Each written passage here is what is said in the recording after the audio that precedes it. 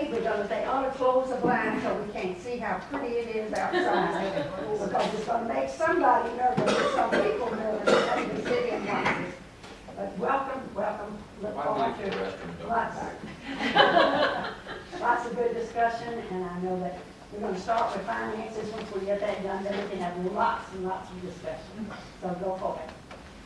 Well, thank you all for being here this morning, and we hope to pack a lot into a relatively short day, and hopefully you'll find most of it interesting. I don't know, that's the first part. It's the most exciting part of the day. Nina has worked hard on this. What we plan on doing is spending an hour or so on the budget. This is a look back at how we actually ended 2013, where we are a little bit in 2014, and then a little preview of what we think we'll be seeing in 2015. And then we want to kind of wrap up development review, kind of into a visioning session of how we think we can see things in the next few years in certain parts of our town. We'll take a break somewhere around 10:15. Obviously, leave whenever we need to, not leave, but clarify that. Yeah, don't say that. Feel free to use the facilities whenever you need to. Of course, Not Then on the this hours. end of the building, of course, but, back up right now. and then Kim, Megan or someone will be in to take your lunch order, and we'll eat in here, and we'll continue. We'll take a few minutes break for lunch there, but Sherry Knight will be in about 12:30. She'll talk with you about the library a little bit. And we got a closed session planned for the afternoon, not all of it, but some in the afternoon. And then there's a couple of topics that the council had wanted to discuss, and we'll get to those at about 4 o'clock. We'll get whatever y'all want to talk about. So, Miss Janine, Yes, sir. take us through the finance. Very good. Mr. McCain gave a pretty good roundup of what I'll be talking about here in the first part. I'll start by giving you a quick update on how we ended fiscal year 2013 compared to the original budget and compared to the revised estimates that we provided in the budget work session last fall. We'll also review how we're doing year-to-date through January. We've got some of our major revenues updated through January, and I'll let you know about those. And again, touch on some thoughts for the 2015 budget. I'm going to spend a little time on this chart, so I want to show you a little bit about what I'm talking about here. On the left-hand side, you'll see the budgeted fund balance, and this again is this part is from August of 2012 when you originally set that budget going, and compared to how we actually ended 2013. So it's the budget of 2013 compared to the actual, and then that yellow column is going to be the difference between the two.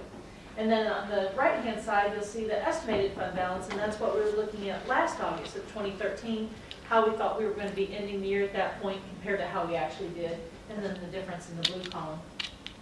You'll see in the general fund, we originally budgeted to end the year with a fund balance of $6.4 million, but actually ended the year with fund balance of $8.9 million, which is almost $2.5 million better than budgeted. In the next column, you'll see that the revised estimate to $7.8 million that we prepared for the 2014 budget, and based on the audited numbers, we actually ended the year just a little over $1 million. Revenue increases attributed to $412,000 of this amount, and expenditure savings attributed to $619,000 of this. These funds will be available for capital purchases as we prepare for the 2015 budget. Highlighting some of the other major funds, Hotel Motel Fund exceeded original budget by $49,000 and exceeded revised estimates by $24,000. The EDC Fund exceeded original budget by $760,000 and revised estimates by $120,000. Of this amount, expenditure savings accounted for $87,000 of that. Crime Control and Prevention District ended the year $215,000 better than originally budgeted and $24,000 better than revised estimates. The Car Rental Fund exceeded original budget by $736,000 and revised estimates by $157,000.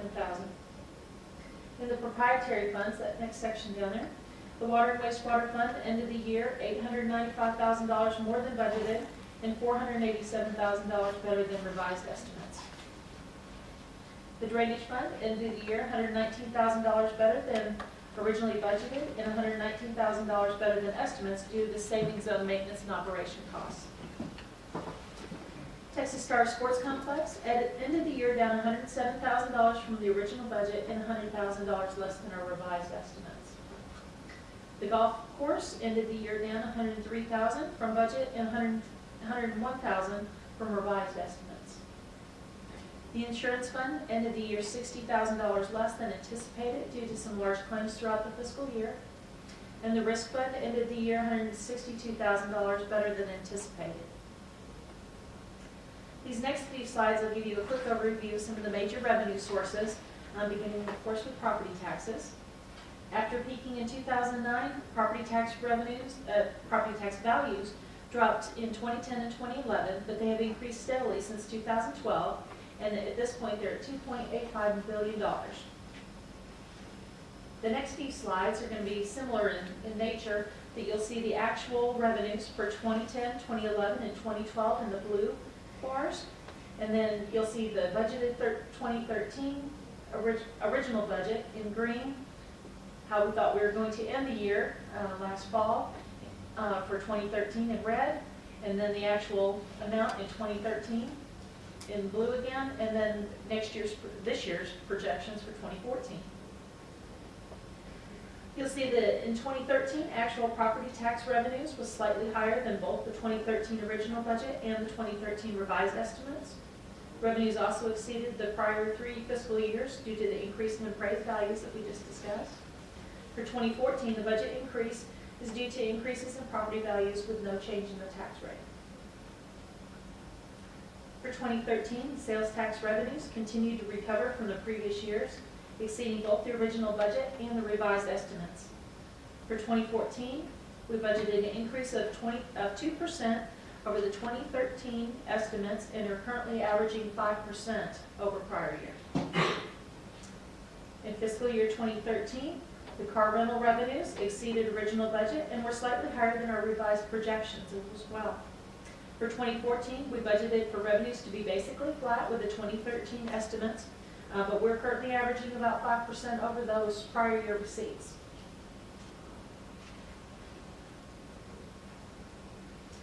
'13 franchise fees were lower than both budget and revised estimates.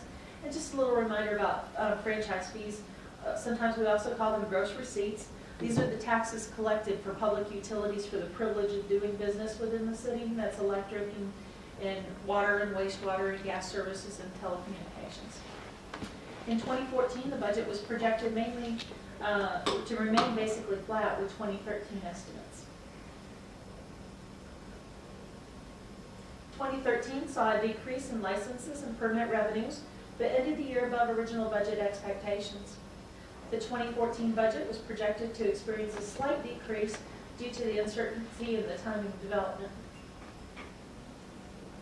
This is a really low chart. Interest income. This was budgeted based on expected returns of 75 basis points, but ended the year with an average earnings of only 28 basis points. In 2014, budget is projected to remain fairly consistent with the year 2013 year-end estimates. I think we'd be better off just taking the money left the red and taking it to days. The water and wastewater revenues for 2013 budget were based on an average consumption for the past 3 years, with a 0.5% growth as well as the increase in rates. Actual revenues came in less than budget and estimates due to decreased consumption, some of which can be attributed to the water restrictions as well as the milder summer temperatures. In 2014, revenues are also based on the average consumption for 3 years, with an increase in rates and slight growth. Due to a shortfall in revenues per round, golf revenues fell short of budget but exceeded estimates in prior year revenues. 2014 revenues were reduced for the summer closure due to the greens replacement that we'll be expecting. and it looks like quite a significant drop. Yes, just to let it you know does. this.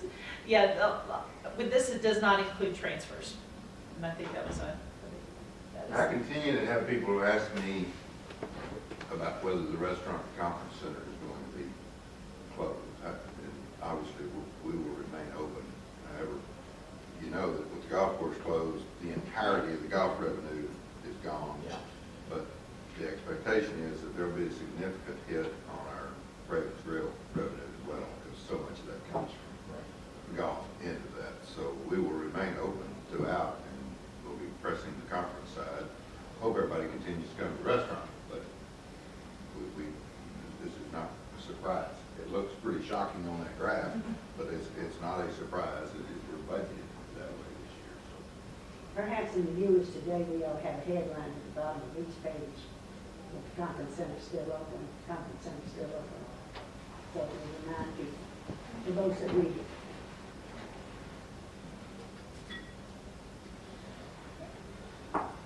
Revenues at Texas Star Texas Star Sports Complex exceeded budgeted expectations but fell short of estimates. Fiscal year 2014 revenues are budgeted in line with the 2013 actuals. As for the current fiscal year, this is a little bit of an update from our last quarterly update that I gave you in January. Property taxes are currently exceeding prior year as well as budget. Sales tax revenue collections have been very strong and are ahead of prior years, as well as being in line with budgeted expectations. Municipal court revenues are also very strong, exceeding prior years, as well as you'll see there's our budgeted expectations for year to date. Development revenues surged in January, putting us over prior years, as well as over budget for year to date. The car rental collections have also been very strong and are ahead of the prior years as well as budgeted expectations. In general, we feel very good about most of the revenue sources for the current year. We are closely watching our hotel motel taxes due to more extended stays at the plaza related to American Airlines. Last year we had a nice little increase because they had actually one of their training opportunities for their pilots was more than the less than 31 days, so we were gaining more of the hotel occupancy tax.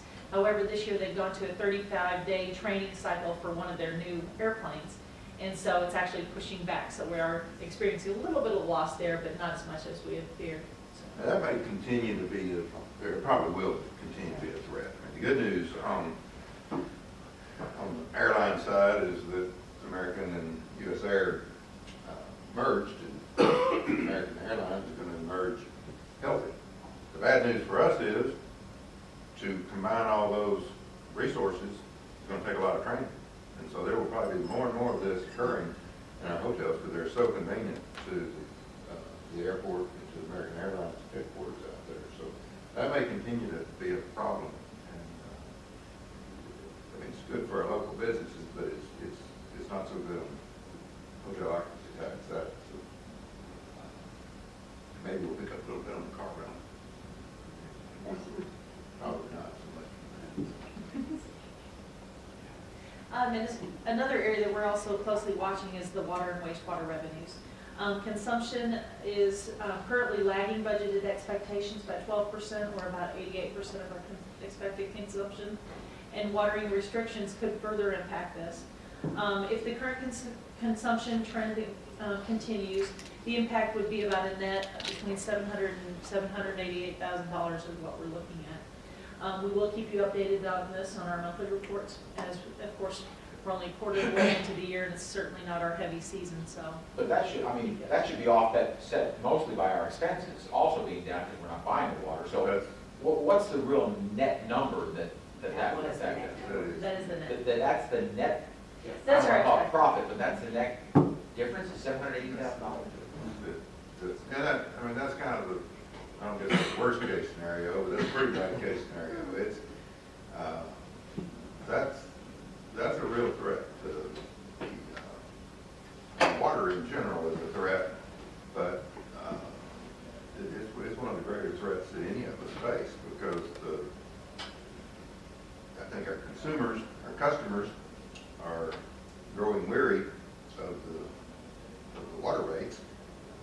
and it's having the desired effect to some extent in that there's a significant reduction in consumption.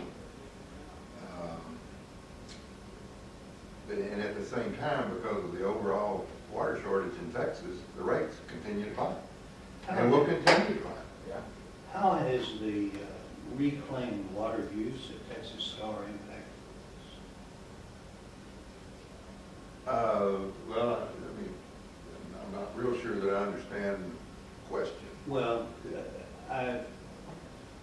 Texas Star was paying for water before they started the reclaimed water. And they're paying a little less for the reclaimed water than they were for the other, and it's costing us less. It is, Texas Star is actually paying more for the water. Yeah, 'cause we used Oh, to okay. pay 50 cents. Because it used to be sold Oh, yeah, at what, okay, 50 cents. at a low cost. It is now sold at the non-boosted rate, which is basically the wholesale purchase rate Okay. of $1.50. Yes. And so we're basically paying on like a. And so, Yeah. so it's not impacted this at all. Now, it's impacted the Texas Star budget considerably because we've tripled our water costs. Yeah. But we knew that all along because it's going to help the availability. But Chris and Hal were at a TRA meeting this week, and the TRA is predicting a dollar increase over the next 5 years. And Is that the wholesale cost? or in the wholesale, pure? that's in wholesale cost. And that's because of the regulatory strengths and it's costing them more, everything's costing them more, but their water, they buy their water. Mhm. So Right. it's That all doesn't include upstream. the M&A and it all, right? That's So just the it's, cost of water. water is going to continue to be a very expensive prospect for us. And so I don't, Be nice to do a 5-year, just try to get some sort of idea, some sort of 5-year timeline, what we may be in 5 years on our costs in the water and sewer. What about the cost of the reclaimed water? Is it expected to go up as well? we'll talk about that. Yeah, it has, when we signed the contract with Fort Worth, there was a 5-year fixed rate period. The first 2 years were $1.45, the next 3 years were $1.50. We are in the fourth of the 5 years, so we've got another basically year and a half at $1.50. And And then it's a rate study. However, that's capped at no more than a 5% increase per year through the term of the contract. So, you can take that 5% and you can figure a worst-case scenario all the way out. And But it's, I think it's gonna be, it's gonna be 5%. I don't think there's any question. well, it's I mean, you bounce that number off of this TRA wholesale rate, I mean, it is still, think of it in terms of being half. I mean, it's still a low rate. Well, the more people that come on, would that lower it at all? Because there was thoughts that maybe some of the other cities would join the reclaimed water. The calculation that's done at the end of the 5 year, well, it's done every year, but when it goes into that 5-year period, the rates are set at the cost of the system. So in theory, yes, the more people that join, the amount of water increases, the price per thousand decreases, and so they actually give us that rate. So that, it is encouraging. I talked with Brian Yancey at DFW Airport this week, and DFW has had some delays in putting the reclaimed water system online out there. Those delays are almost all gone. They're using it currently for irrigation, and they are about to turn it on to their chiller systems. And when they do that, that will really increase the volume. Euless has been the largest user to this point. We're not projected to always be the largest user. That will be the airport. Right. The more people that go onto that system, the more it helps us. I just assume Arlington, especially the Breeding Project, would end up being really the largest user over the airport. Eventually, no, yes? Meridian is not hooked into that reclaimed Oh, system. they're not? They're not. That was one of the goals of the project early on. Yeah.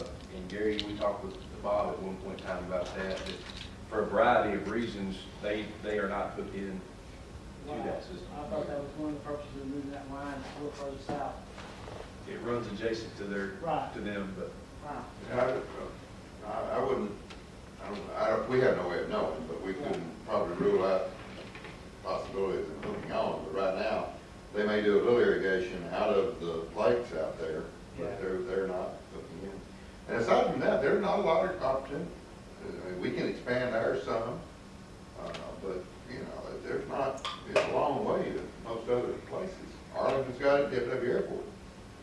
City of Fort Worth doesn't really have a place to need. And, but it's, any place else that they go, I mean, this one runs to the northeast. If they were to run one from Village Creek to the southwest or the northwest, I mean, that's increased cost. So you need more customers there. It's good for overall water availability, and I think it's gonna be, it is great and will continue to even get greater for us. But the real key to that is, you apply that to TRA and think about this for a minute. What he just said is right. The more people that use that water, the cheaper it becomes. Well, as water, as our conservation efforts bring the water use down, number one, it saves TRA from some of the cost of the expansion, but at the same time, you're spreading their basic cost across fewer units of 1,000 gallons of water. So your rate goes up, even though there wasn't, it goes up above what the planned rate was. Because of that, we've showed you that several times, the co-op nature of that. They have basic fixed costs. And so that's, water is just an issue. And it's not just here, folks. Don't think that, you know, we've done a poor job. This is everywhere. Every city is facing this. It's the availability and the cost of it. You mentioned Meridian using water out of their lakes out there. Can they bring water out of the Trinity River? I don't think they probably water. It's all catchment. I mean, because of the nature of that. You know, that was a marshy area anyway. It's got so much runoff. I don't think they have a diversion from the river, but they don't have a water availability problem out there either. Their problem is probably keeping. Probably it's too much water. It's too much.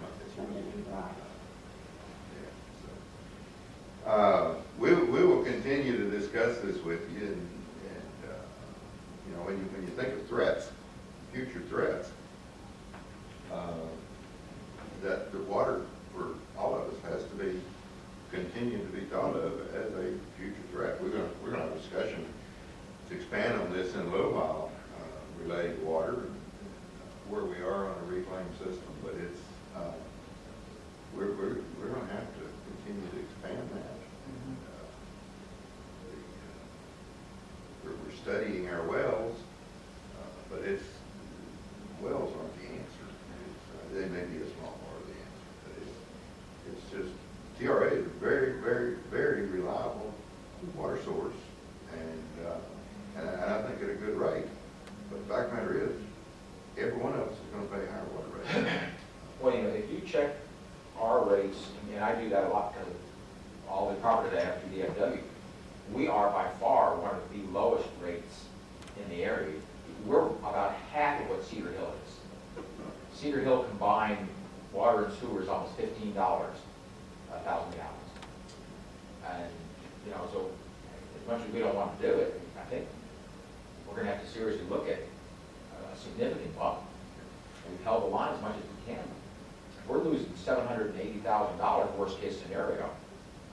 We can't afford that. No, I mean, remember that water system's run like a business, and it's got to pay for itself. So, but flip side of this, I don't want you to leave here thinking that we're predicting that we're gonna lose $780,000 or whatever, and we gotta make it up next year. That's not the point. It's just, it could start raining tomorrow and fill up those lakes, and we wouldn't sell water for a while, but we could find a more normal year. But if it doesn't rain and we have to go to stage one, that's for stage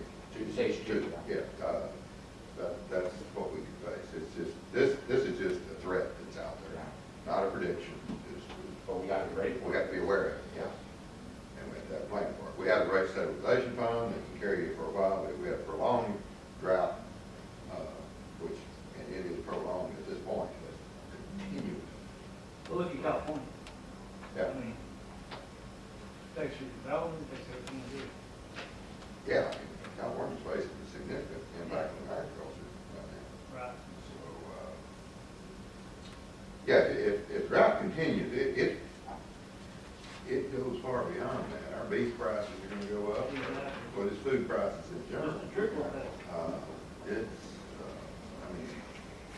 just from our little place down in the country, there's a pretty good sell-off of cattle. Well, as the population increases, which we know it's going to, that hampers it even more. So, anyway, go ahead. Unless there's any other questions on water. Well, Yeah. before we get away from water, I know Tim has brought this up several times, on our, like you're talking about your landscape costs. Yeah. And how other cities address the landscape costs. I think, some of those people who have a great deal of money invested in landscape, I know that we've done a pretty good job in our city addressing those issues, but, how do we look at that in the future? How do we enforce that? How do we take care of people with those costs?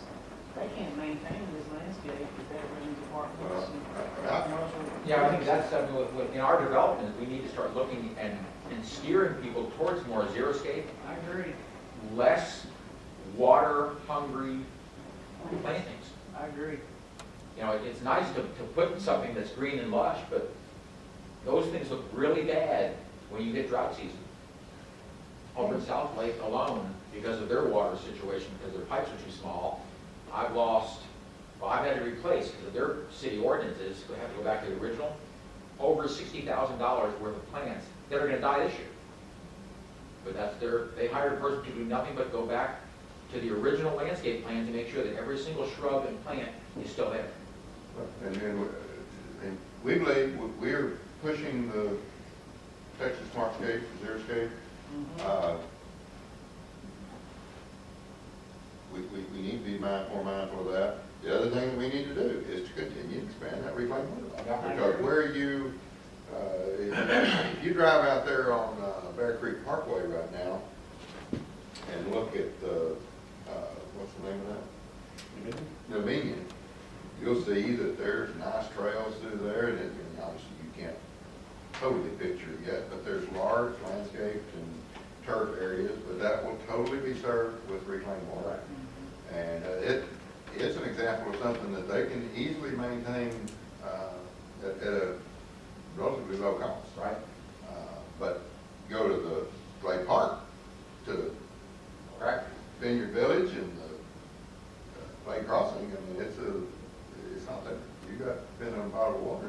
Yeah, I've had to take out all my color changes for Heritage Town Crossing, taking them all out of there now. So I would really like to see, I know we've done a pretty good job on that, with reclaimed water, but I would really like to see, costs. We've done the study taking it north, but I think we also looked at the study going west, Thank you. on those costs. And see if we can't go ahead and do that. Well, certainly not as far west as Morrisdale. No. Well, Morrisdale to water with Perry. Anything like Park, that's really what I'm talking about. And possibly, we would come to a seller to like we talked about, Bedford or Grapevine or whatever. Of course, Grapevine has a lake, but you know what I'm trying to say. we've talked about this a lot internally, and I hope we're getting to this point, but we've got to get in the position where everything we talk about, development or redevelopment, that's kind of in the back of our mind. For example, the redevelopment possibilities that we'll talk about there at Airport Freeway and 157. What can we do to bring a reclaimed water line up 157 and get the developer to help pay for that? That's just good business. And then once you get it to there, Trinity High School obviously uses well water. I don't know what their interest would be to switch over from that, but you got Euless Junior High, it's not, and then, but We need to start figuring out ways to protect our investment about that water that's not going back into the Trinity River. Is that a discussion we need to have? yeah, that's the threat on that side of it. Yeah. Is, and you want to discuss? Well, I was talking about this with somebody this week. It's really kind of interesting when you think about Because it. you look at Colorado, Yep. you look at that system out there. You can't even have, cisterns. For years, the thought on water discharge, let's just pick on the Trinity River, has been, you had to get a permit or the TRA. They've got permits that allow a certain amount of effluent discharge into the Trinity River. And they had to go get those permits, and it was a regulation on how much you could put in. Well, we're gonna have a paradigm shift to where That's now people are gonna start, I mean, as far as taking it out, I mean, you do get a permit, but that was pretty easy, yeah, take it out, take it out, take it out. Well, now all of a sudden, there's gonna be a value, and so if you're in Houston, and you start saying, well, hey, Lake Livingston's flow's been cut. Now, Village Creek wastewater plant puts in 110 million gallons a day. That entire system that we're a part of with Arlington and DFW is a 12 million gallon system. So it's not a huge percentage, but yes, at some point in time, the Trinity River Authority, the state of Texas is going to say, hey, I mean, it sounds great to use that, but if you use it, now you're limiting that downstream, but it is counter to what for years the contracts and stuff were based on. They were trying to almost limit how much goes in. Now you're going to flip that. But if we go ahead and start that discussion now and go start protecting ourselves for 20 years from now, I think that'd be a good thing to start moving forward for that. Where do our storm sewers exit? Where did, In our creek, Blessing Branch, okay, Boyd in Branch. Trinity, in the Trinity? Trinity. Because you're gonna have, there's a certain amount of the effluent water is actually going back into the Trinity anyway, through that.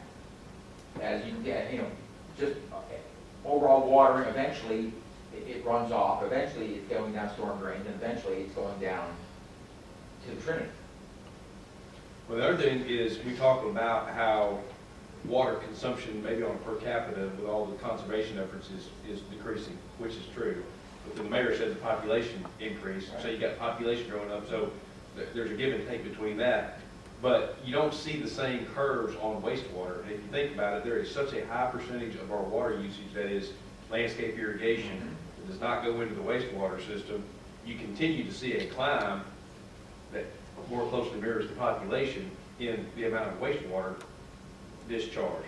So there's kind of some unique relationships there. The wastewater numbers are still inclining and the water consumption is going down. And you think, well, how can that be? Well, it's because such a large percentage of that is. I mean, realistically, if you eliminate irrigation, we don't have a water problem in this area, or in any area. If you totally eliminate irrigation, if you become Albuquerque, New Mexico, where you don't have grass, then you don't have the issue.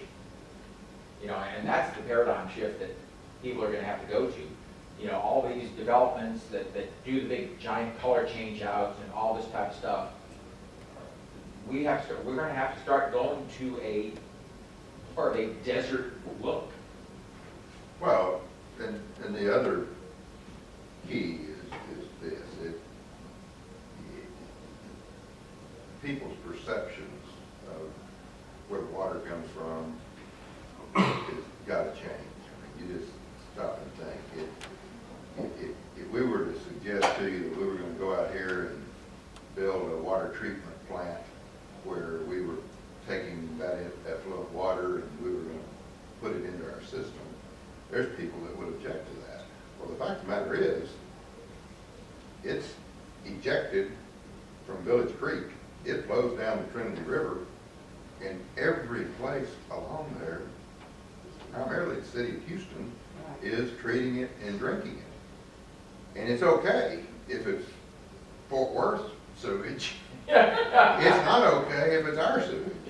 It's a distance. Sewage. Well, the fact of the matter is, what we need to be doing is capturing it. And Houston needs to capture theirs.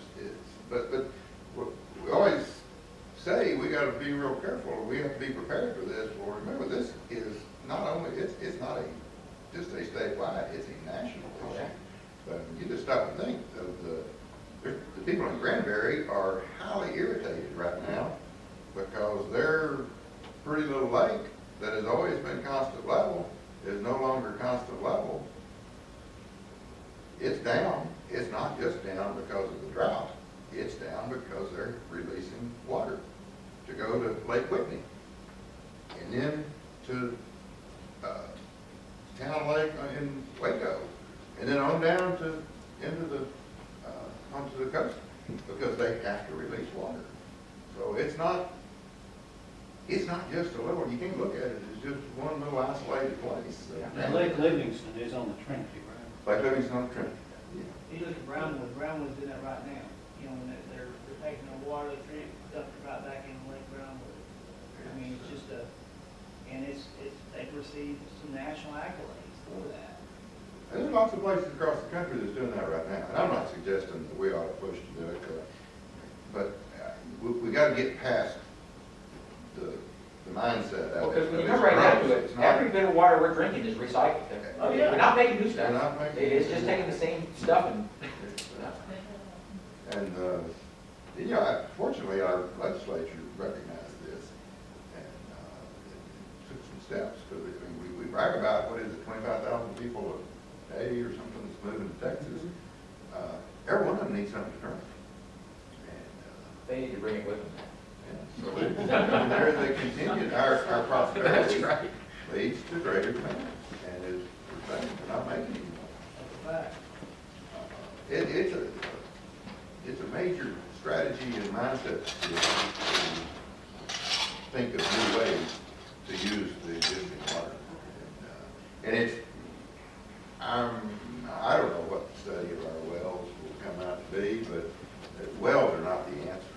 It is, we can supplement a little bit. Do we even know how much water's down there? No, and I can tell you I can give you the rural perspective of this, is that from, on the rural side, if you have property that does not have community water, and even the community water out there is well water, but they're good, relatively dependable wells, but there's lots of dry holes being drilled right now. People, particularly from the city, go down there and buy property and think they're gonna drill a well, they're gonna have plenty of water. Well, they do not have plenty of water. It is dwindling. And then the water quality is dwindling. So it's just a major issue. It will continue to be one of our greater threats, not just us. And we obviously can impact it. The reclaimed water is probably the greatest impact we can have on it, is our continued use of that. But that's not, you'll see in a little bit, I think we're using 100 and something million gallons a year out here. There'll be another 100 million plus on that eastern leg, and Chris will show you how much water we use today. And I mean, it's a mind-boggling number. So, Do you think we could do some education of our residents, maybe perhaps through Euless today, of changing out to heat-resistant, drought-tolerant plants, and maybe there's some way we can say, you know, this kind of shrub needs X number of gallons, you know, a knockout rose or a grass needs X number of gallons. Maybe if people can see graphically, you know, 500 versus 20 or whatever those numbers are, that encourage some of our residents to dig out some of that stuff and plant some grasses. And grasses and knockout roses are not expensive to put in. Yeah. we have done some of that. We can always do more, but it's an uphill battle. I mean, that. So when we have the water forms, you get the same people who are there every time. Right. It's kind of like a candidate forum where you get the candidates' fans there. You're preaching to the choir most of the time. And the best example of the people's attitudes about water, in my mind, is if you drive by and look at the pond that is on Gateway Boulevard, there southeast of Lowe's. That pond is served entirely by runoff. There's a well that was drilled to top it off when it was needed, but to my knowledge, the well's never been turned on. We required it to be built to make sure it stayed constant level, but we never had to turn it on. Why? Even through the most drought-stricken period of our history, that thing stayed full of water. It's runoff from sprinkler systems. And that creek that runs, and I'll blame Grapevine, but it's not ours, is the same way. It never stops running, and that is people's sprinkler system. In my neighborhood alone, you walk at night, and there's people watering all the time. And probably 50% of what they're putting out there goes in the storm drain. Now, there's some people that have floated down. We see that in our water sales. But it is a mindset that it is, I don't know what it's gonna take. A few water forums, a few Euless Today articles, and not, I mean, it helps if you don't, I'm not being critical of that. We've tried to do some of that ourselves, the drought tolerant planting. We're doing more and more of it. Do we need to do anything in terms of changing our codes for landscape? Requirements. Well, I don't, Chris, you want to address And that? that's one thing we probably need to at least take a good look at. My example might be the site plan that came before y'all recently for the urban lofts at Riverwalk. Absolutely, our development code has requirements for landscaping. Your staff now is within those requirements directing people towards drought tolerant planting. So in that, if you remember in their presentation, they spent some pretty good time talking about their vision for that. Now, the other part of that, going back to Tim's perspective, is it's somewhat selfish too. They know that they can't really afford to have this stuff die because of water restrictions and have to replace it. So there is a look that they're trying to keep nice. So part of that is market driven. Part of that, the staff can help drive. But I mean, our code absolutely gives calculations for spacing and those things that you may want to come back and take a good look at. Particularly when we talk about residential subdivisions, it's really pretty easy in a commercial because it's a calculation and you use square footage to do this. Where our code is now with residential subdivisions, for instance, is it requires X number of shrubs, X number of trees per house, and an impervious area. I mean, that may be things that you want to look at and say, we will adjust those requirements, or we will allow these different types of materials to count. And specifically, we all think of trees and shrubs, but really it's turf area. That where most of your water is going to. So it may be something that we need to look at. I mean, there's a yin and a yang there. Every time we talk to a developer, and there's lots of us that push bigger lots specific to residential because we have so many small lots. But then you got to think about that. Bigger lot, more grass. You know, trees take some water, but once they run their roots deep, they can survive a lot of stuff. Grass, You'll especially also St. notice Augustine, Tim, out in y'all's business, I mean, if you look at our apartment community, there is considerable less overseeding, just to pick on something, done today than there was I 5 stopped years it, ago. in all my properties except for the one by North Park, I don't do overseeding at all anymore. Because first off, it's bad for your grass. It's bad for the soil. It's just like a farmer lets a field go fallow to let it regenerate. If you constantly overseed, you eventually take all the nutrients out of that soil. What has happened in that apartment community is nobody wants to be first because they're kind of all in competition. You know, my property looks nice, it's going to be more likely to be rented. Well, it kind of takes somebody to get started, and then pretty soon, well, if you're not doing it, then I don't have to do it. And then pretty soon, they all kind of feel like they don't have to do it. Well, Chris, how do we get buy-in from the park committee? I mean, how do we, Well, of course, if how they're do we gonna, empower the majority of them are gonna go and recycle. them? Yeah. But. Yeah, those on the east side, I mean, Yeah, they'll be all honestly, reclaimed. we need them to use that reclaimed water Yeah. because we need them to use it, and they want to use it, so I think it's a win-win. The other ones, it's a different matter. To Mr. Porterfield's question, there is probably some things we need to look at. One of the things that we really need to do, and I think we've started doing it, is we prescribe landscape area, but the staff can talk with them and visit with them about what that landscape has to be to advise on the drought tolerant planting. You think about Lowe's or a Home Depot. Well, Home Depot's not this way, but some of our newer parking lots, not just here, but anywhere where you have the city's been requiring islands and a tree in every island. Well, if you look at them in every shopping center around, the tree is dead or struggling, stunted.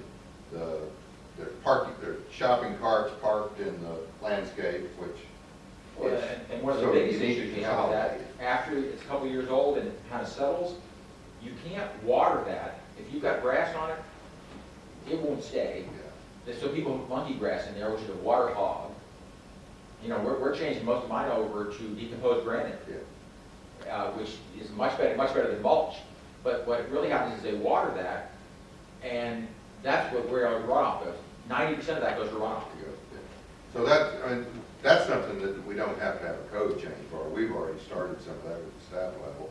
And if you look in, well, go out here to the new parking lot that we built at the Park State Star on the backside. That is primarily the crushed granite in the landscape area. And, you know, there may be a yucca or something in there. Look what staff have done on Exeter. I think that looks really. Extra's another. Decomposed granite, not crushes. Decomposed granite. Decomposed granite. DG. Anyway, I don't want to wear y'all out with that, but I I think it's very important. it's something that, and it not just as staff and elected officials, but just as residents of Texas, we have to be aware that we have a water crisis. Whatever that, was it $2 billion or whatever we voted on last November, that's not. That's a drop in the bucket. That's not the end all cure all. But it's and building new lakes is not necessarily the key. It's learning to use the water that we got. But, Well, let me mention something that, even with the, zero-scape landscaping and all that kind of stuff, my house in Arizona, I don't have a blade of grass. But there are enough plants there that have to be watered. My water bill's $80 a month. I wish I had it. Well, I know, but still, for no grass Yeah. at all, I mean, it's rocks. Yeah. And still, it's $80 a month. Do you have to pay any type of impact fee, or like Tim was talking about extra runoff, or do you have to pay impact fee if you don't use enough, or if you use too much, or are there any? I'm just not aware of Okay. the details of what it is. I just know I've been how trying to much do I some spend research each on month. Yeah, that. but. And that's water and sewer, and that does not include No trash. the trash pickup or anything like that. Well, I'm sure your rate for 1,000 gallons out there is significantly higher than we are here. It's not that much more. I mean, they have a pretty good water supply out there, really. It's, I guess, from the Colorado River and the sub stuff from that. So we'll talk a little more about water. I don't know if we'll talk about what we're going to cover, but go ahead, Mr. Nate. Okay, and I believe we can tie that in a little bit with the cycle of water y'all were just talking about, water to sewer to affluent water. Kind of the budget process. We've just reported to y'all, and now we're fixing to kick off budget again, just to report it all again next year. I'm not gonna say what portion of that is sewer, but anyway, so we'll just go on with that. But we're going to be kicking off our 2015 budget process this month with the directors, department heads, and managers. We'll have our kickoff meeting on February 26th. Looking at 2015, we expect an increase in property values in addition to new construction in both residential as well as commercial areas. We also expect to see an increase in sales tax projections based on new businesses. We will, however, have some reduction from the impact of the freeway expansion. This may offset some of the increases. Building permits, they're expected to be strong with development at Riverwalk and Glade Parks. We would expect car rental receipts to remain stable with some pickup based on current year collections. On the expenditure side, we'll try to provide a modest pay plan for our employees, and we'll need to address staffing needs. Currently, we have 19 positions unauthorized and unfilled. I'm sorry, authorized and unfilled. And we've got a couple of others that are funded but yet unfilled. Loretta, did you want to say anything about the Well, I'm insurance? gonna back up on your 19, that is authorized, and those are still unfunded, if you recall, those are the ones we actually pulled the funding from the budget, so we would not be able to fill those until that funding was restored. Of course, health insurance is obviously continuing to be an impact to us every year, and it's kind of like that water, as much as we continue to work on it, it continues to grow. Now, did the delay in the implementation of Obamacare, that didn't affect us at all, because that's just for companies under 50 or 100? The most recent one that was Yeah. on? Yeah.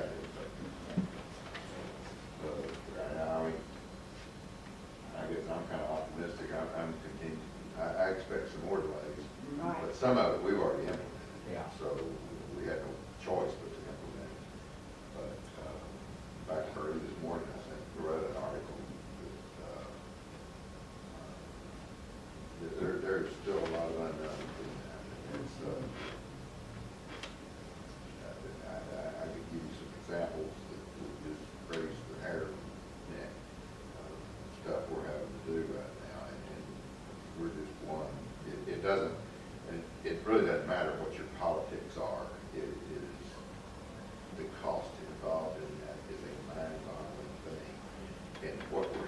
do right now, the main thing it is doing is putting money in the pockets of providers, primarily drug providers. And it is just, the costs are astronomical. And, any cost controls that have been in place we're being set up that the cost controls will be gone. There will be no cost controls. So I am very, very worried about that. I'm worried about that as a consumer. I mean, even let me retire and just be somebody that, that is a payer of premiums and a user. I'm scared to death about what that's going to bring. Again, it is not it is purely a financial, a business opinion that I'm expressing here. It is, if were it not for the federal regulations that prohibit it, I could sit here and quote you examples of drug costs for certain treatments that there's one that we fully expect that will cost us a few $100,000 extra for one person next year. And our costs will go up, the patient's cost will not be impacted at all. Where does that few $100,000 go? It goes to the drug company because the plan limits what the patient has to pay. There's currently cost controls in there that the drug companies will basically discount the drug for the patients because they know they can't afford the copay. Well, when there's no limit on the copay, guess what? The drug companies pick up several $100,000 a year off one patient. And the patient's not better cared for. Our taxpayers and our ratepayers, our employees, are going to have to pay more to pay it, but it just goes to the drug company. And that is one little example of what we're facing. It is killing us. I don't know what the answer is. We have already started our look at health insurance for the upcoming year. I mean, we've put every option on the table. We've obviously been self-insured for years, and we looked at TML. They're a risk pool that at this point doesn't appear to be any good option there. We look at the fully insured. Again, there's no, it doesn't appear at this point that there are going to be any good options there.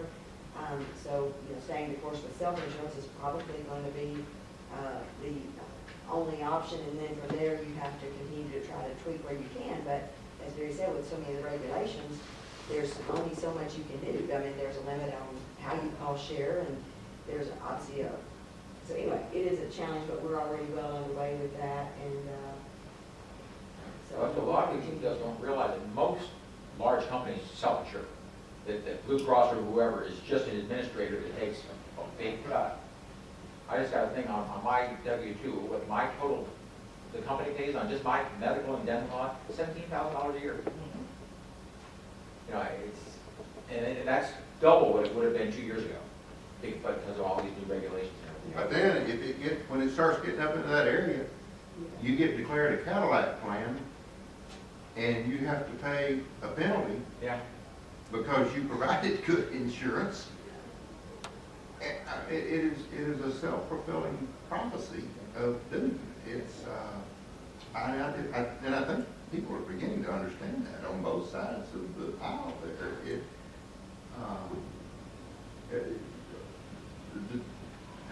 I guess it's the drug companies. Well, I don't know, but I mean, there are, everybody in this room knows someone that has a disease that they have to take a designer drug for. You may be one of those people. But on most of those drugs, there has been cost controls on them, and they recognize it, so they discount it. But that incentive to discount is gone. And, I mean, and the irony of it is, and this was the thesis of the article I sent Loretta this morning, we have been hearing this, but the exchange plans do not cover those drugs that we have to cover. And I say we, I mean, it is just, and I'm not on a political bandwagon here this morning. It is just fact. It is purely a business thought that it's, ultimately, if things don't change, we will have to shut down our insurance program. There's no doubt in my mind. And pay the penalty, and my folks will go on the exchanges. But the bad part of it is, when that happens, they find out they're not covering what we were required to cover that drove us out of business in the first place. Yeah. So I don't get it. I don't think they figured that out. And I don't understand how these people can get an insurance plan with a $7,000 copay or deductible or whatever it is, you know. My daughter, she didn't realize, when Dylan collapsed at church, we had to take him to the emergency room, $1,500. Turns out her deductible is 10 grand. Yeah. That's 25% of her salary. Majority of us, you know, the Blue Cross side, where I work, the minimum deductible is now 3,000. You know, and last year was 500. And that's just covered 12 months. And so you have somebody, I mean, somebody working public works, that are making $12, $13, $14 an hour, and they have a $3,000 deductible, They can get sick. they're broke. Yeah. It's, And the flip side of that, though, is that then if you have extremely sick patients who are extremely high dollar costs for claims, you think about that $10,000, and you're right, for the normal family who's dealing with just routine doctor visits and so forth, that's doing them really no good because you got the $10,000 deductible, so there's no interest benefit. On the flip side, on the extremely high cost one, is that family, they can't, for the most part, probably afford that $10,000 deductible anyway, but if that claim for the year is going to be $1 million or $2 million, once you get past the $10,000, the plan has to pay it 100%. So the providers can easily say, okay, well, we will not bill you for the $10,000, or don't worry about paying the $10,000 because your plan is now going to pay the remaining $1 million at 100%. And so that's when Gary talks about the cost control mechanism being gone. If, once you get to the 100%, there is no incentive to save. You know, they have to write off the $10,000, but they get $1 million from the plan. It's like the roofing company that says, okay, I'll just do it for what Right. your insurance pays, you won't pay your So- $1,000 deductible. And we're doing everything, last year we added a second plan that had much lesser benefit, so that, because there's an understanding that people simply can't afford a premium at some level. And this year we will likely add a third plan that will have even less benefit, to try to find a way to continue to offer something that is affordable to both the city and the employees.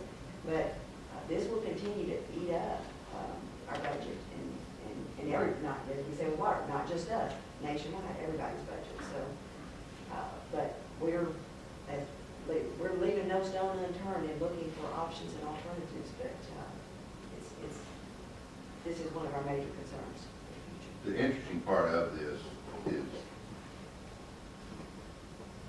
I guess maybe this does get into a little bit political, but leading up to the implementation, you had those that blindly supported it because of their political leanings. You had those that blindly opposed it because of their political leanings, but they really didn't know what they were for or against. Nobody was reading. Now people are learning.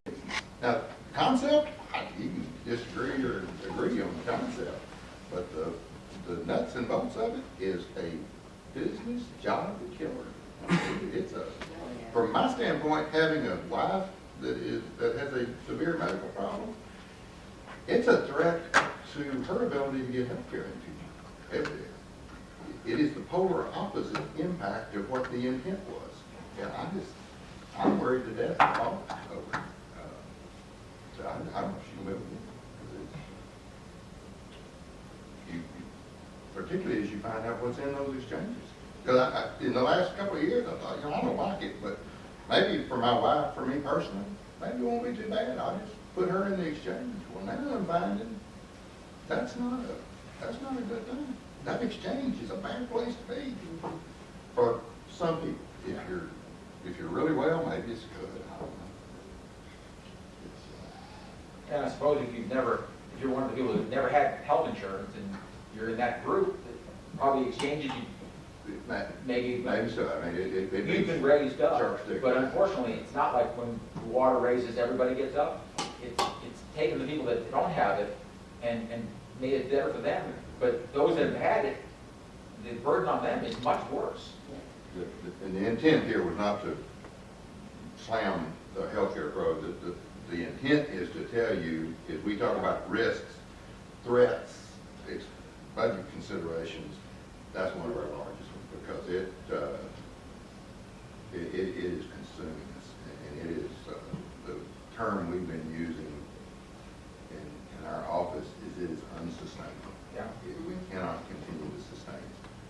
And it's not a matter of where that shift is on who pays what, whether the city pays more or the employees pay more. It's, Well, I think all that delays is just indicative of how people finding out what really the impact is. And it's just going to carry on. yeah, it's a sad situation. I know there's been some discussion too, on the PML side, what does that look like in 3 to 4 to 5 years from now? Whether or not there actually be an insurance program for jurisdictions, governments, school districts, what does it actually look like?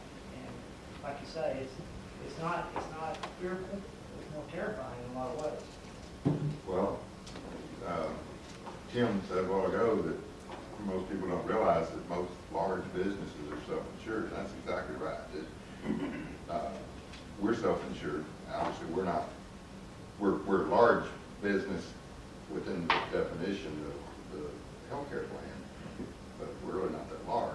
But we're looking right now. We're getting quotes from TML to, and I'm not saying we're doing this. We're looking at that would move us from a self-insured plan to a fully insured plan. But the scary part of that is, and you could apply this across the industry, the day we do that, we tear down our infrastructure. I mean, we've got whatever our amount of reserves are, they go towards paying health care, and ultimately we have no reserve. But you're jumping off a cliff and you really don't know where you're going to land. But that's the same thing with insurance in general. This is, it's tearing down the insurance, portion of the insurance industry. And if it fails, or it's repealed, or whatever, it's not, you don't just flip that switch again. I mean, it's not. Once you make the decision, you're out of it. Yeah. Once you So know- that's been our Yeah. hesitancy in doing it. And the other thing is, we could get some really good quotes this year, But you don't know what future. but what happens next year? Because everybody's facing the same thing. We're not going to find a carrier that can insure us any cheaper than we do, because we have no overhead. We don't have profit. So we do have overhead, but we don't have profit. So I am worried.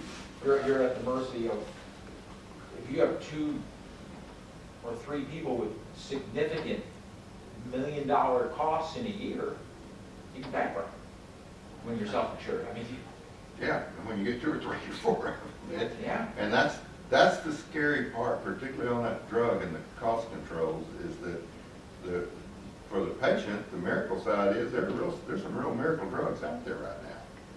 But if you can't get it, it doesn't.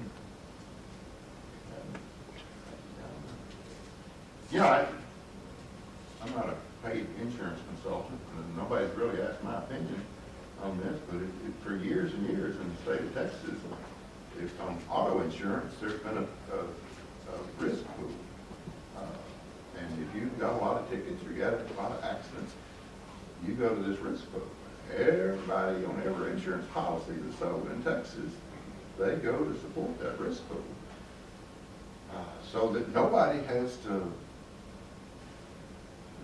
bite all that off. Well, there's no risk pool there. Yeah. It's for our high claimants.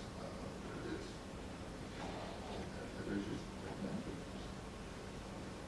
I don't know. There's a lot of worries in my mind that when I retire, I can walk away and leave. This healthcare, I can't walk away from sleep, but I crawl in bed with it every night. Is what my greatest concern is. I don't know what's going to happen to it. I told her I made it so I would put to sleep. Okay, Mr. Nina. Along with all That's a these joke. other increases, we also need to continue to restore some of the baseline funding. We restored some in 2013, but we realized that some increases will be necessary to provide for normal cost increases that we're seeing as well. We will also budget for the second fire truck that we had discussed last fall. In addition, we will need to budget for a full year of operations at the aquatic center, including utilities, maintenance, and chemicals. Remind me, which fire truck are we talking about? What size truck? It will be another pumper, just like the one we just bought. Okay. Very effective, The, especially on ambulance calls. pardon? Very effective, especially on ambulance calls.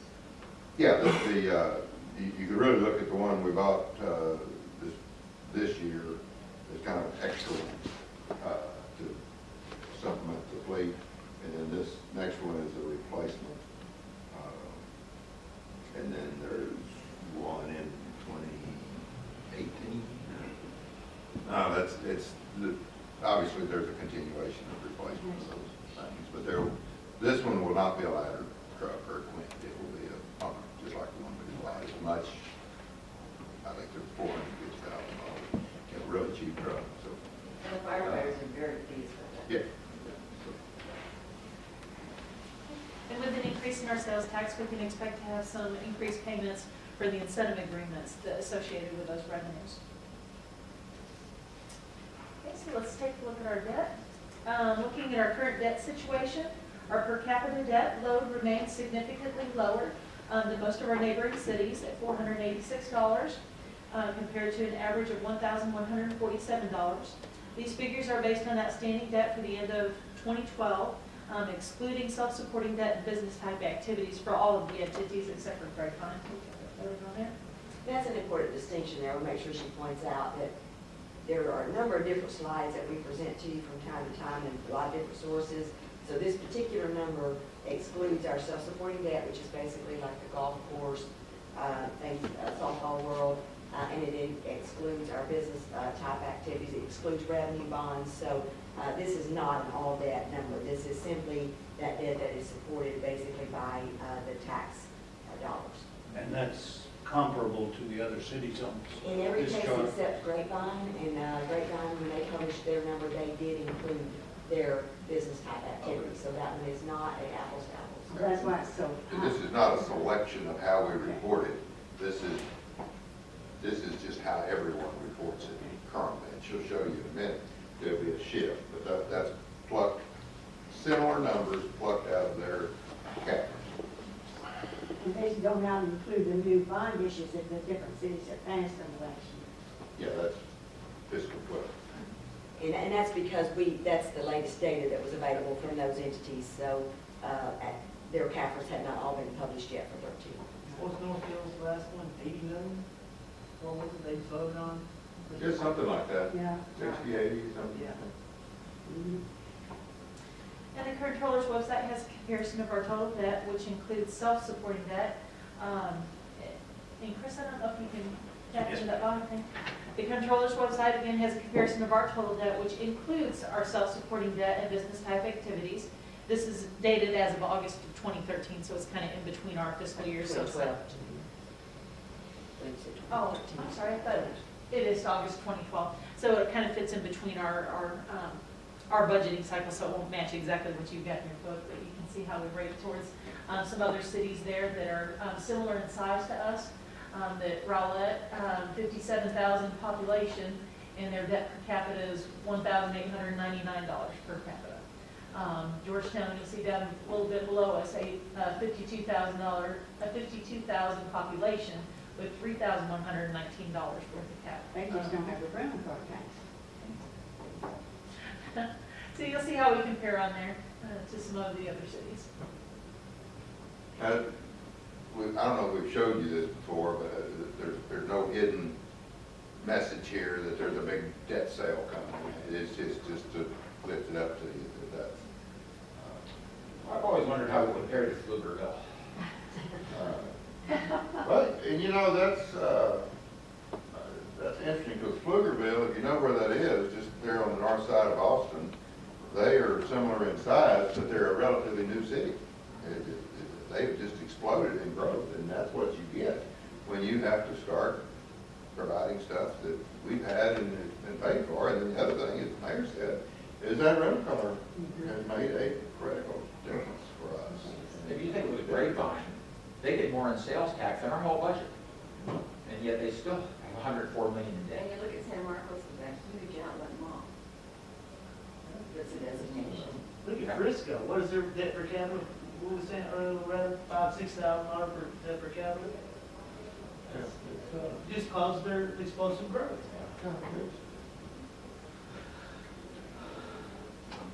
That's something we ought to be pretty proud I'm of. proud of that number. And another thing you see in a minute is what it's been doing. Yeah. So, Our economy made a big difference too. Well, I'm very proud that, we're taking care of that infrastructure too. Yep, exactly. This deal about the pavement, analysis thing, that's great. That is. It's great, yeah. And I hope y'all know how proud we are of Hal and having him. He not only, Not cause of age. he actually came to work Wednesday after, his little jar Tuesday night. No, you said it was good. No, I'm kidding about that, but Hal is that's one of the first things he talked about, is we need to be doing pavement management. And this is not a criticism of Ron Young. It is just, he is bringing real quality, and a lot of this is his Army experience from the jungles of Panama that they had to do this kind of stuff. And so he's just a real quality guy. I'm tickled to death to have Hal. He won't be here 20 years. I joke with him about that. He won't be here 20 years, but if he's here 3 to 5 to 10 years, we will be beneficiaries of whatever time he is here. And that pavement management is just one of that. Good things. To quickly review some of our bond payoff dates, the GOs and CO debt will remain level until 2017, and then we'll see a drop off of approximately $400,000 a year for that. In 20. Hang on just a second. First, because I know we've got a candidate in the room, as you see this go through, and to remind everybody else, when we get to the capital side, you'll see that some of our capital projects are timed for these debt fall-offs. And so they're opportunities. I don't know that any city really has a goal of absolutely zero debt. It's to keep it declining and in check. But some of our large capital projects will be tied to those fall-offs that you'll see.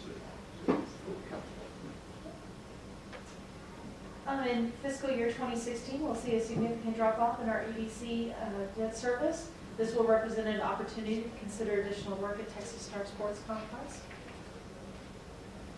The water and wastewater debt payment is consistent until 2020, when the water tank debt is paid off in full. The water tank debt is paid from water impact fees, so there would be no reduction to the operating costs. Yeah, and everybody understands that. That's because that is paid. That's it. That's our major debt component right now. When it falls off there, it has no impact whatsoever on the water rates because that is paid from impact fees. After last year's refunding of golf course debt, that was approximately $70,000 in savings annually, thanks to that refunding. The debt has low payments until it pays off in 2027. Softball rule debt is also level until paid in full in 2016. The Dallas Star Center has a debt service until 2025. The total amount outstanding is approximately $6.7 million. You will see in this next slide that over the last 10 years, the city has a reduction of 28% in net bonded debt. This with the increase in taxable assessed valuation, the ratio of assessed value needed to pay for the debt has dropped 47% in those 10 years that we're talking about. And I want to show you, Mr. McCamey alluded to a little bit earlier, that you'll see two 2013 numbers. The first 2013 numbers actually are net bonded debt as it used to be reported without that self-supporting, without the business type debt that Loretta had mentioned, as well as some capital leases that were put in there. The 2013 you'll see in the last one with the little carrot top by it, that is that's a new suggested reporting model. And so you're going to see that in the CAFR, you saw that in the CAFR that we just issued last month, that looks like it's increased, but that's because they're asking us to go ahead and report all those other items in our debt service now. So that's why you're seeing that increase there. And to compare that to, what for me? Yes. Okay, there we go. This is actually what we're looking at with those new recommended reporting models. That includes all that other stuff, but you'll see that still over those 10 years that we've decreased the net bonded debt 24% and then 43% for that ratio to taxable assessed value. And that's a critical number that we ought to be really proud of, is that, I mean, obviously our city has grown, but that net bonded to the population is dropped. Okay. Any questions on debt? Wanted to really draw your attention to that one she told about the difference in reporting, because that is, it's going to look, if you look at it this year and you look at it last year, you say, my gosh, there's debt that you hadn't been telling us about. Exact same debt, how it's reported. Moving forward, will we see the same two columns in the year, so you can remember that or recall that? You'll just be seeing this in the future in the CAFR. We had them put in there just to show you clearly what the difference was and why. You understand that. Okay. And budget calendar, some of y'all's upcoming events, and we'll make sure you're going to be adopting I believe a resolution in March that's going to address all these specific dates that we'll have on your calendar for the upcoming year. But you'll see on June 9th, you really get started on the CCPD. Board's going to be meeting and we'll be discussing, of course you'll accept their budget that evening, capital and supplemental work session that same evening. We're looking at a June 12th town hall meeting, June 26th CIP work session. July 31st and July 2nd would be our budget work sessions. And that's after we receive the appraised values from Tarrant Appraisal District. August 11th would be the EDC and budget adoption. August 12th, council meetings on the 26th, September 2nd, 9th, and 23rd. And then of course that some of those are regular. We've only got the one special call meeting on September 2nd. And some of those are going to be, it depends where we are in the process, what's going to be necessary in regards to different options for those nights. If it depends on where you set the tax level, if we need to have those discussions. Kim, are those on the city calendar? They are, but they're not, I need to make changes, they're tentative on there, Okay, thank you. and there'll be some changes to it. So if anyone knows of a problem that you have with that, and when we do we'll be doing a candidate orientation, what's the date? March 17th. March 17th. We'll share that with the candidates as well, because we need to make sure that we've got, absolutely must have forums on those nights. And obviously some of them are regular city council meeting. September 23rd would be a good example that's only required, it's a regular council meeting, but there could be a rare action taken if there's a second reading required. If it doesn't pass on the first, or it doesn't pass with the adequate vote, 5 votes on that first meeting, then you have to go to the second one. So we have to have you prepared to do all that.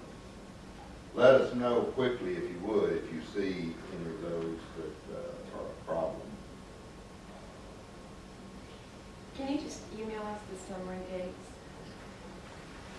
Monday? Thank you. They're gonna let it add something on that. Me either. Yeah. Pressure like man, not word. Put that on your calendar, Leon. I hope I have to work.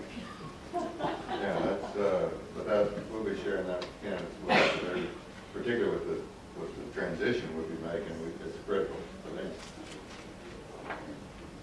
If we're ready to go forward, I'm gonna try to finish this up here with a quick look at our capital improvements plan. We should have overlay starting on Ector, Midway, and Trojan within just the next few months. You're aware of the ADA improvements that are continuing. Obviously, Cullum Drive is under construction now.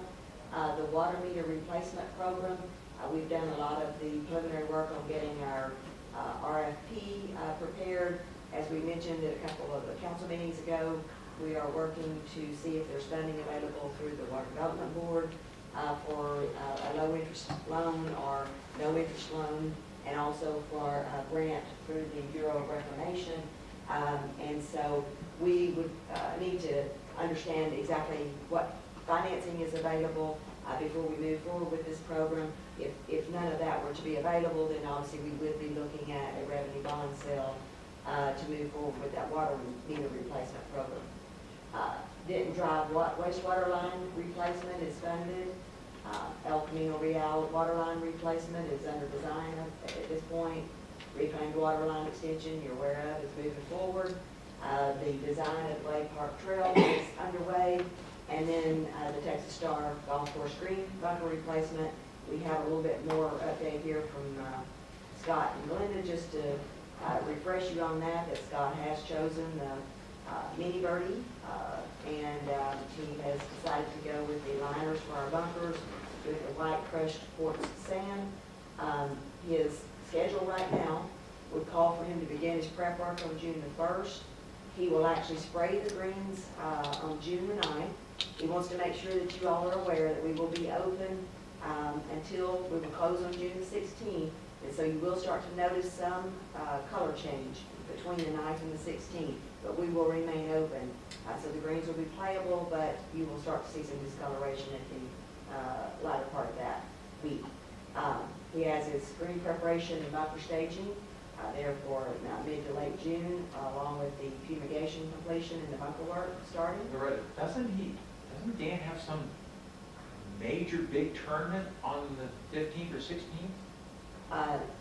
They have been in total coordination, so and then I thought he everyone. had some huge thing of that. We couldn't have our MGA event because he's got some There is monster tournament. something, I don't know about it being on the 15th, but there's he is on board with this Okay. schedule, but there is something in June. I knew there was something right at the time we were closing, why we couldn't have our MGA event because that whole day is taken up. And this has been set for a while, so everyone He's who's aware. booked Okay. should be totally We may aware. be paying them or something. Okay.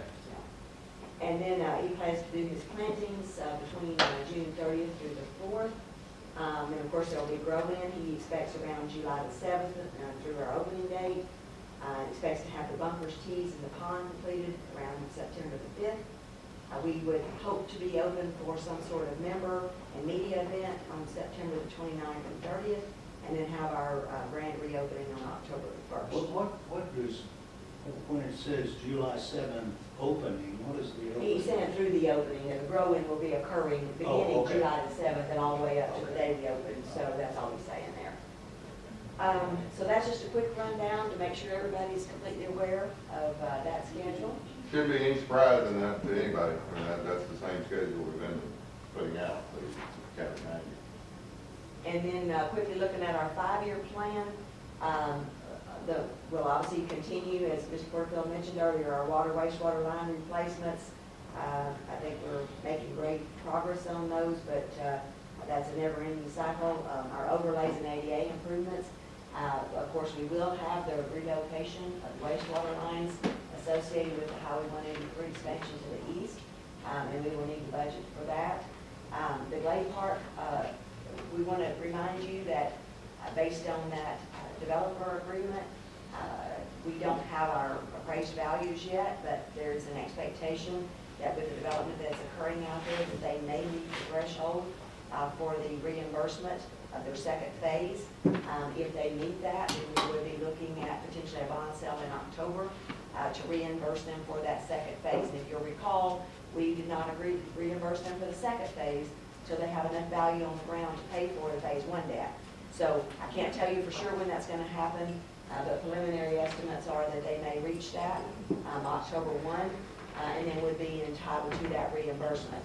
They would not be entitled to reimbursement for the final phase until there's enough value on the ground to pay for phase one and phase two debt. But just want to make you aware that there could be a bond sale before you in October for that Lay Park work. We would also plan to put money in the next year budget to design the development and engineering building renovation. That is in the schedule to be constructed in 2016. So obviously we need to get a preliminary design work done in 2015. And then there is a phase 5 at the Parks at Texas Star that's been on the schedule for many years. And I think there's some additional slides that Gary will talk about later. And those other items are further out in the 5-year plan, so I won't go into those individually, but those are the other major items that are in our 5-year plan.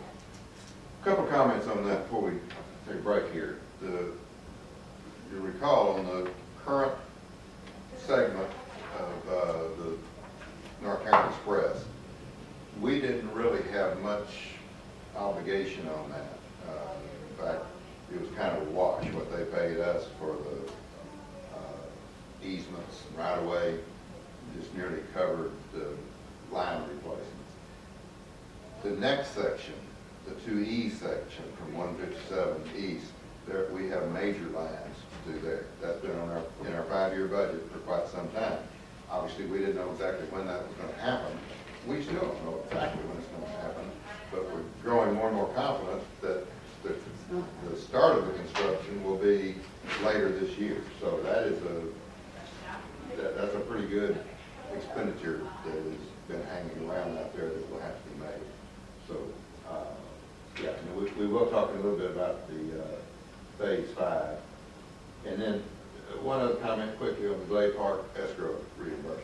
Just remind you of that has always been planned as a debt sale. The value, the incremental value out there will pay the debt, and the backup to that, if there is any lag in that value, is the public improvement district assessment, which is assessed only on those properties that are out there. There's no obligation of the citizens. I mean, technically, the good faith and credit of the city of Euless is out there, but the practical obligation is the development itself. That's, that sometimes has a bad connotation, but that is how these projects are done. They are paying the price. To remind you of that. I have two questions, if we could go back. The development and engineering building, that's a renovation, that is not, or tear down, correct? That's a No, it's a renovation. renovation. And the extension of Harwood Road, is that any cost to us? That we don't know yet. And it will be minimal, I can tell you that, but we don't know exactly what it will be. We'll be paying something. Yeah, DFW Airport will be the lion's share of that is through DFW Airport. Transition stuff, someone else, it won't be us. Thank you. But that will be a huge benefit to not only our residents, but regionally, access to the airport. It takes the pressure off 183. Quick question on, I just hope we're prepared for the effects of 183, not just to the businesses, but to public safety. After going through that, the city I work for, there's been an increase in response times over 2 minutes. We've had to double company a station north of that construction just to provide service. And we had to increase and improve on our automatic aid agreements. So I hope that we anticipate that, because we just have our 2 north-south corridors of Main and 157. And when those are impacted by bridge construction, it becomes a major problem. Watching that closely, not only during construction, but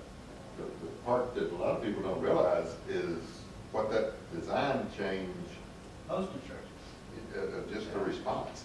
yeah, I mean, that, because of the limited access, particularly on the managed lanes, yeah.